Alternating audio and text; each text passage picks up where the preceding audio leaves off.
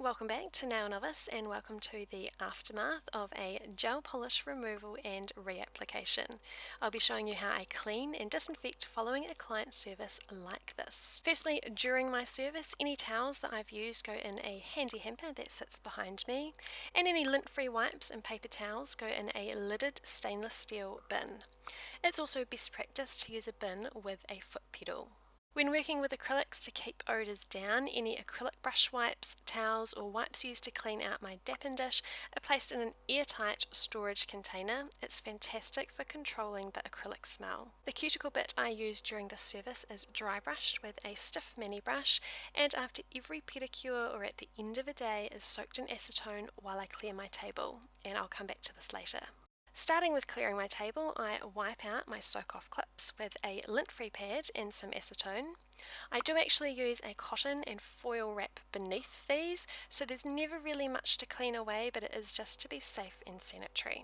Next, the brushes I've used, I personally use gelish, which needs dry brushing following your cure of the foundation layer, and this is my brush of choice for that. Next, my cleanup brush for tidying around the edges of my polish when needed, and a fluffy glitter brush that was used on some nail art for this client. Using a lint-free wipe with some pure isopropyl, I spread the bristles of the brushes by flattening them out and shimmy them backwards to release any product before gently wiping it back into shape. With my glitter brush, I shimmy as many particles out of the brush as I can on that lint-free pad, and then I kind of flick the bristles to get any remaining glitter out of the brush, because you can guarantee next time you'll want to be using a different coloured glitter.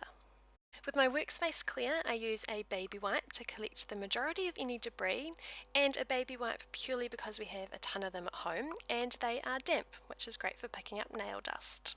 Then I generously spray my disinfectant. This one is called Chasticide. It's a disinfectant, it's bactericidal, fungicidal and virucidal.